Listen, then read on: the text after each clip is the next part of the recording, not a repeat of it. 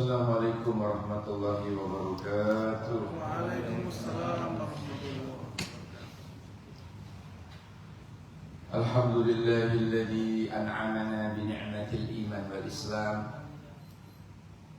Allahumma salli wa sallim ala sayyidina Muhammad ibn Abdullah miftahi babi rahmatillah adada ma fi ilmillah salatan wa salaman daimaini bidawami mulkillah wa ala alihi wa sahbihi wa man wala amma ba'du. Takmir dan jamaah sekalian, pimpinan BRI Kanwil, BRI Martadinata, jamaah sekalian yang insya Allah kita semua dimuliakan oleh Allah Subhanahu wa Ta'ala. Alhamdulillah, syukur nikmat kehadiran Allah atas limpahan nikmat yang luar biasa. Kita masih bisa ditakdir oleh Allah nutupin Ramadan. Banyak teman-teman yang kepingin nyampe Ramadan tapi tidak nyampe. Kita diajari doa oleh Nabi mulai Rajab kemarin, Allahumma barik lana fi Rajab, berkahi umur kami ya Allah di bulan Rajab. Wa Sya'bana, dan berkahi umur kami ya Allah di bulan Sya'ban. Terus wa ballighna Ramadan, sampaikanlah umur kami nutupin Ramadan. Tapi ada yang sudah Rajab berangkat, ada yang Sya'ban berangkat kemarin, ada awal Ramadan sudah berangkat, pamitan bola kuliah jangan ya. Salam pemuka nakis. Ada, tapi kalau penjenengan sampai detik ini ditakdir oleh Allah bisa menghirup udara Ramadan ya, dengan keadaan sehat lahir batin, ini luar biasa. Dan bisa jamaah sholat zuhur, bisa ngaji, ini luar biasa. Makanya ada beberapa fadilah di bulan Ramadan. Mari kita kaji dawuh Kanjeng Nabi.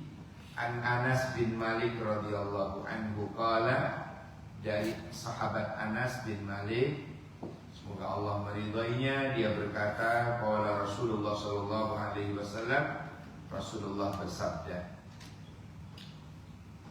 tentang fadilahnya.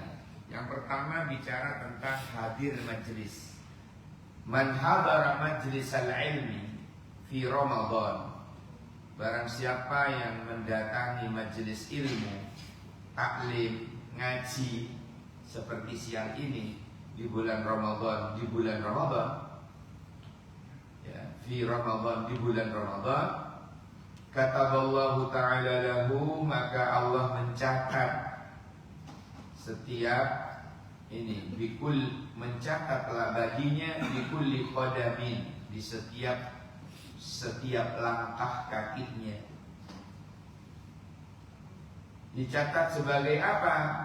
Ibadah sanatin, dicatat sebagai ibadah setahun yang tidak diganggu oleh apa-apa. Setiap satu langkah pulang jenengan tadi itu menuju tempat sini, ini dicatat oleh Allah sebagai ibadah setahun, satu langkahnya.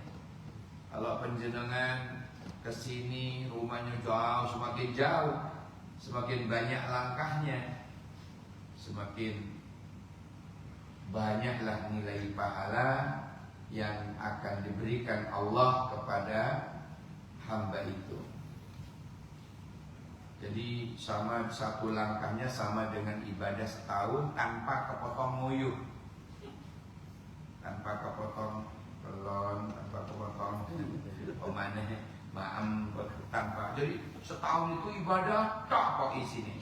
Itu sama senilai dengan satu langkah pulau penjenengan kesini tadi. Alhamdulillah, masya Allah Pak. Walaupun kelihatannya naik mobil, tetap dilihat oleh Allah, dicatat oleh Allah setiap satu langkah, bukan setiap tetesan bensin buatan, bukan setiap munyerdi ban buatan, tapi tetap dinilai oleh Allah setiap satu langkahnya. Wa yakunu, dan dia akan ma'i, dia akan bersamaku. wa yakunu ma'i tahtal arsy. Dia akan bersamaku di bawah arsy. Di mana besok itu orang pada bingung mau berteduh, tidak ada pohon, mau beli payung ke Matos kaono, ke MOG wis kaono. Sementara panasnya matahari seolah-olah sejengkal, tidak ada naungan sama sekali. Dan orang-orang yang rajin taklim, rajin hadir ngajinya tadi, karena bersama Rasulullah di bawah arsy, dinaungi di bawah arsy. Masya Allah. Itu fadilah yang pertama di bulan Ramadan ini, Pak. Maka kita bersyukur. Kita ini oleh Allah ditakdirkan seperti ini, bersyukur. Allah, ya Allah, terima kasih Allah, ditakdir kita nyampe Ramadan lagi seperti ini. Fadilah yang kedua, wa man dawama 'alal jama'ati fi Ramadan. Siapa yang istiqomah selalu sholat berjamaah 5 waktunya itu jamaah terus. Zuhur, asar barangkali jenengan masih di kantor, bisa jamaah di masjid seperti ini. Nanti maghrib, isya, subuh sudah di lingkungan perumahan atau lingkungan rumah pulau panjenengan, bisa menghadiri masjid setempat. Pokoknya berusaha jamaah terus. Atau asar dalam perjalanan, zuhur kecapean, maghrib keturun, isya dalam mimpi, subuh kesiangan, hancur bisa telur, tekor bisa bentol nih. Tapi kalau orang-orang yang hatinya ya penuh iman, kemudian merasa eman kalau hendak berjamaah, sehingga dia selalu berjamaah, terutama di bulan Ramadan. Kata Nabi, a'tahullahu ta'ala bi kulli raka'atin madinatan tamlaku min ni'amillahi ta'ala. Orang yang istiqomah selalu berjamaah di bulan Ramadan, maka di setiap rakaatnya itu akan dibalas oleh Allah satu kota di surga yang penuh dengan nikmat-nikmat yang luar biasa. Mudah-mudahan sholat kita diterima oleh Allah Subhanahu wa ta'ala. Setiap rakaatnya, berarti kalau zuhur 4 rakaat, berarti punya 4 kota kita besok di surga. Itu baru zuhurnya, Pak, belum asarnya. Ya, jangan diartikan teks ya. Ini menandakan bahwa secara kontekstual hadis ini menyatakan bagi orang yang istiqomah sholat berjamaah di bulan Ramadan, berarti dia adalah penghuni surga. Mungkin termasuk pulau panjenengan. Amin ya Allah ya Rabbal Alamin. Ini fadilah yang kedua. Di samping jamaah terus itu, salah satu di antara fadilahnya dalam riwayat yang lain yang saya baca adalah akan diberi 5 hadiah oleh Allah. Nah, hadiah yang pertama itu orang yang selalu berjamaah, la yusibuhu faqrun fid dunya. Enggak bakalan kiri uripe di dunia dan akhirat. Ada jaminan dari Allah. Memang sholat tidak untuk cari uang, tidak. Nah, itu kalau uang nabung di BRI, Marta Dinata. Sholat tidak cari uang, tidak. Cuma kehidupannya dijamin oleh Allah. Enggak sampai kolor-kolor, enggak sampai jadi pengemis, enggak sampai jadi apalah. Naudzubillah. Tetapi orang yang selalu sholatnya selalu berjamaah itu ada hadiah dari Allah. La yusibuhu faqrun fid dunya. Ora bakalan kiri uripe. Jadi apalagi jamaah di bulan Ramadan.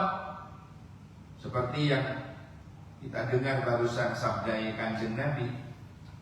Ya. Atahullahu ta'ala bi kulli raka'atin madinatan. Setiap rakaatnya saja disiapkan suatu kota tamla'u min ni'amillahi ta'ala yang dipenuhi dengan kenikmatan-kenikmatan yang luar biasa oleh Allah. Ini fadilah yang kedua. Fadilah di bulan suci Ramadan sangat luar biasa. Yang ketiga, wa man barra walidayhi fi Ramadan. Ini Kanjeng Nabi memberikan pelajaran, pengajaran, mau'idhah. Barang siapa yang berbakti kepada kedua orang tuanya di bulan Ramadan, yanalu nadrullah ta'ala birrahmah, maka ia akan memperoleh perhatian Allah dengan kasih sayangnya. Wa ana kafilun fil jannah, dan saya, kata Rasulullah, menjamin orang tersebut di dalam surga. Ya Allah. Sebab kalau masih dekat ada orang tuanya, bersyukur Pak, berkesempatan untuk menyenangkan. Kalau dia sudah senang, Allah senang. Jangan sampai dia murka. Kalau dia murka, Allah murka. Ridallah fi ridal walidain, suhtullah fi suhtil walidain. Ridhonya Allah ada pada ridho kedua orang tua kita. Murkanya Allah ada pada murka kedua orang tua kita. Terutama ibu, senangkan, disenangkan. Menyenangkan orang tua itu tidak butuh menjangan matos bendino, jangan MOK. Padahal orang tua itu dijak tawaf di MOK wis gak kuat. Cara menyenangkan itu ya ditanya, panjenengan butuh nopo, panjenengan pengen nopo, kalau siap. Aku ingin umroh li, kelodak. Tidak apa-apa dituruti. Karena salah satu di antara sunnah Ramadan itu berumrah di bulan Ramadan. Ya, di dalam Sahih Muslim itu dikatakan al-umratu fi Ramadan ta'dilu hajjatan ma'i. Umrah di bulan Ramadan itu nilainya setara dengan berhaji bersamaku, kata Nabi. Jadi umrah di bulan Ramadan itu Pak, kan mau melak-melak ini disuruh tawaf, mau melak disuruh sa'i, capek Pak. Umrah siang terik matahari, kita jamaah, kita pulang lagi ke hotel, kita lambat asar berangkat lagi.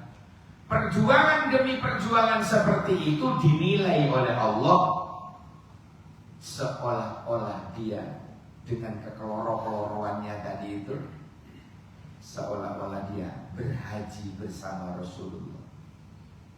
Jadi saya sarankan kalau jenengan sudah pas itu tabungannya, kepingin umroh, pilihlah umroh bulan Ramadan. Kenapa? Karena cuma itu umroh, pahalanya sama dengan berhaji bersama Rasulullah. Hadis riwayat Imam Muslim. Jangan ibu bapak kita tuntun di sana biar tidak capek, tidak keloro-keloro, sewakan kursi roda, jenengan yang nuntun. Ya. Minta ridhonya orang tua, Allah Subhanahu wa ta'ala akan ridho tentang kita sebagai anak. Hadirin sekalian yang dirahmati Allah, iman barra walidayhi fi Ramadan. Siapa yang berbakti kepada kedua orang tuanya di bulan Ramadan, yanalu nadrullahi ta'ala birrahmah, maka dia akan memperoleh perhatian Allah dengan kasih sayangnya. Wa ana kafilun fil jannah, dan saya, kata Rasulullah, menjaminnya di dalam surga. Subhanallah. Ini fadilah yang ketiga. Ada 5 ya. Tenang, masih ada. Ngelak. Sama. Masya Allah. Nah ini Pak, ngaji Ramadan kenapa kok besar pahalanya? Sampai ditemenin Nabi di bawah arsy, sampai dinilai setiap langkahnya sama dengan ibadah setahun. Kenapa? Karena ngaji Ramadan tidak sama Pak. Jajal saya ngisi di sini setiap Jumat awal dulu, kan langsung breakfast tuh, ono soto, ono pecel. Jajal pengajian Ramadan, minuman nih kak ono. Kok jajal minuman kak ono? Nilai pahalanya otomatis di sisi Allah, ridhonya Allah datang bola panjenengan itu. Kok sih gelem ngaji, panjenengan ngantuk-ngantuk, luwe-luwe, ngelak-ngelak, kok sih purun ngaji. Lah di situ yang dinilai oleh Allah, ridhonya pun Allah. Yang keempat, wa ma min imra'atin tadlubu ridha zawjiha fi Ramadan. Ia adalah seorang istri yang mencari ridho suami di bulan Ramadan, illa walaha sawabu Maryam wa Asiyah, melainkan dia akan mendapatkan pahala setara dengan pahalanya Sayyidah Maryam dan Sayyidah Asiyah. Bukan Aisyah ya, Asiyah. Beda. Maryam ibundanya Nabi Isa, nilai pahalanya luar biasa beliau. Ahli ibadah.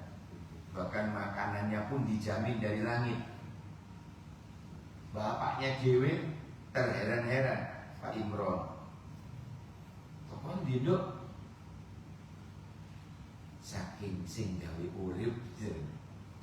Wow, so sweet. Gak iso niru bapaknya. Makanannya dijamin langsung oleh Allah, Sayyidah Maryam. Ya Allah, ibadah tekun. Masya Allah. Wa Asiyah.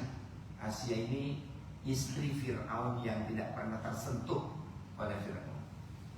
Dia selalu berdoa, ya Allah, peliharalah aku dari sentuhan orang kafir seperti suamiku, seperti Fir'aun. Ini bapak nenek moyangnya kafir, sampai ngaku-ngaku Tuhan ya. Fir'aun. Apa kata Fir'aun? Ana rabbukumul a'la. Akulah Tuhanmu yang maha tinggi. Kalau di Laut Merah mutiara juga ngono ngaku Tuhan. Nah, Asiyah ini istrinya. Istrinya ini dilindungi oleh Allah. Jadi Fir'aun setiap mau ngeloni bojone didatangkan jin yang serupa dengan istrinya. Jadi selama itu Fir'aun ngeloni jin. Ya Allah. Sedangkan Asiyah ini dilindungi oleh Allah, sama sekali tidak pernah tersentuh oleh Fir'aun. Dan nilai pahalanya luar biasa Asiyah. Jadi seorang istri penjenengan yang mencari ridho suaminya di bulan Ramadan, ya, menyempatkan menyempatkan kuaya kebutuhan suami, mencari ridhonya. Ya, bengi di bablah dewi bisa dijaluk.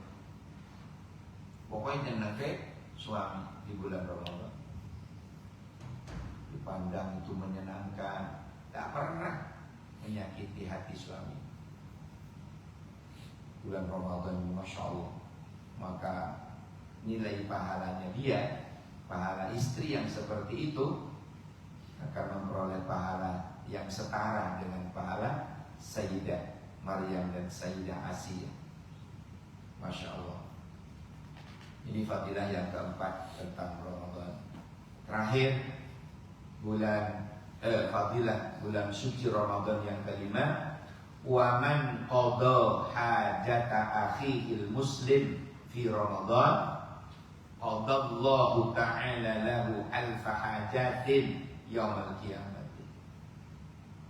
Wa man qada, barang siapa yang menolong keperluan hajat akhil muslim atau hajat saudara sesama muslim fi Ramadan, di bulan Ramadan,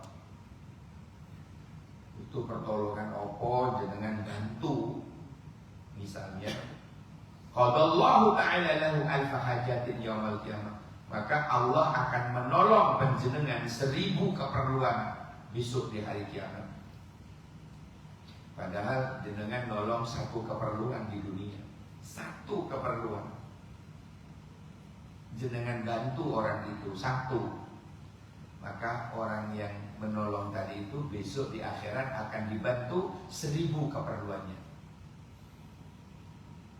Baru nolong 1 keperluan di bulan Ramadan terhadap saudara kita sesama muslim. Masya Allah. Dia peloro-peloro cari uang, gak dapat, padahal hanya untuk membeli kurma untuk istri dan anaknya, gak dapat.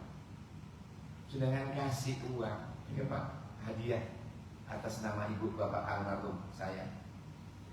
Matur nuwun.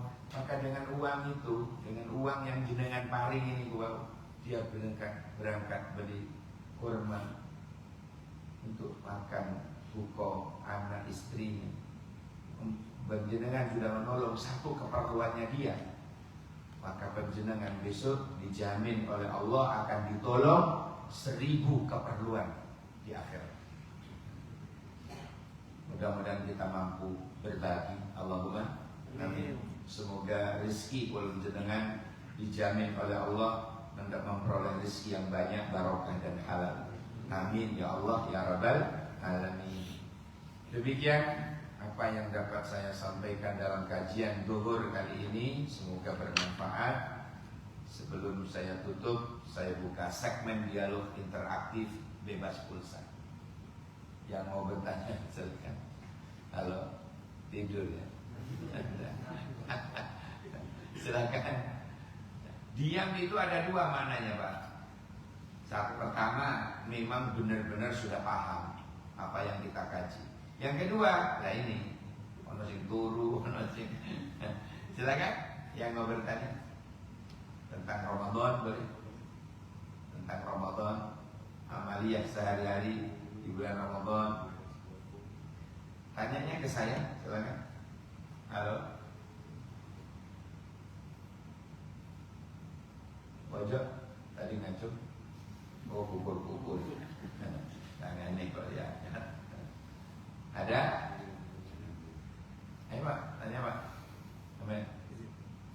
Assalamualaikum warahmatullahi wabarakatuh. Waalaikumsalam. Waalaikumsalam. Mau tanya Pak Ustaz. Nama dulu. Nama Andri. Nomor rekening? Oh, enggak usah. Izin Pak Ustaz, terkait sholat sunnah witir. Witir. Sepengetahuan saya untuk sholat sunnah witir kan penutup Betul. sholat di malam hari. Misalkan Pak Ustaz, kalau habis sholat tarawih kan biasanya dilanjut sama witir. Boleh nggak kalau misalkan witir Tahajud itu, gitu. Nambah tahajud, hajat gitu. kan kayak gitu di malam, di sepertiga malam kan kayak gitu. Yeah. Baru kemudian ditutup witir. Oke, udah. Itu boleh nggak? Maksudnya kita meninggalkan witir pas waktu habis tarawih, kemudian kita tidur, baru kemudian Ya. bangun di. Terima Baik. kasih Pak Ustaz. Kalau saya milih witiran dulu, khawatir nanti mepet, waktu hanya untuk makan atau sahur saja. Tidak apa-apa, jenengan tutup witir sudah. Tutup witir tarawih itu. Perkara nanti jenengan bangun jam 2:30 ingin tahajud, boleh. Tidak ada larangan. Yang dilarang kalau witiran lagi. Paham ya? Iya, Pak. Karena ada hadis kata Nabi, la witrani fi lailatin, tidak ada witir 2 kali dalam satu malam. Dan jenengan kepingin tahajud, hajat, sholat tasbih, sholat apalah, boleh. Tidak dilarang. Sebab apa, saudara-saudara? Sholat malam termasuk tarawih itu sebenarnya jujur tidak ada batas. Tidak ada batas. Walaupun orang kenapa di hadis Aisyah itu dibatasi 8 ditambah 3 witir jadi berapa? 11. Kemudian riwayat dari Umar bin Khattab itu sampai 20 ditambah witir 3 jadi 23. Imam Malik meriwayatkan di Madinah sampai detik ini itu ada yang 36 rakaat. Coba, kenapa seperti itu? Kan itu kok dibatasi seolah-olah tidak dibatasi, tidak ada batas. Sakuat-kuat jenengan sudah malam itu. 100 rakaat. Ulama-ulama dulu begitu kan, yang kuat itu 100 rakaat. Para wali-walinya Allah itu waktu sak mampunya pun. Tidak ada batasan. Jadi salah besar kalau dibatasi konsumsi sholat, enggak bid'ah. Jangan begitu. Orang sih bener 20 tambah telu ikut sih bener. Jangan fanatik seperti itu. Nabi tidak pernah membatasi. Itu kan dari sahabat tuh. Yang 11 dari Aisyah, yang 20 dari Sayyidina Umar. Ya. Dari Nabi tanpa batas, nyaris apa gitu. Ya, kata dia. Jadi kalau yang dilarang bukan tahajudnya, bukan sholat tahajudnya, bukan hajatnya, bukan tasbih, sholat tasbih dan lain sebagainya, tetapi ada larangan sholat witir 2 kali dalam 1 malam. Lebih baik sholat malam begini jenengan kerinan, kecapean, jenengan bangunnya 3:30, waktu hanya ada untuk sahur, belum kejeding, belum ngoyo, belum mandi junub jenengan. Wah, khawatirnya begitu. Witiran aja. Paham ya? Ada lagi? Halo? Silakan. Ngomong ketemu Pak. Ngomong ketemu. Besok sudah ganti mobilnya. Silakan. Pak Najib. Hah? Sambung. Enggak baca doa kafaratul majlis. Subhanallahumma wa bihamdika asyhadu an la ilaha illa anta astaghfiruka wa atubu ilaik. Subhana rabbika rabbil izzati amma yasifun. Salamun alal mursalin walhamdulillahi rabbil alamin. Buah durian, buah kedong-dong. Cukup sekian dong. Assalamualaikum warahmatullahi wabarakatuh. Waalaikumsalam warahmatullahi wabarakatuh.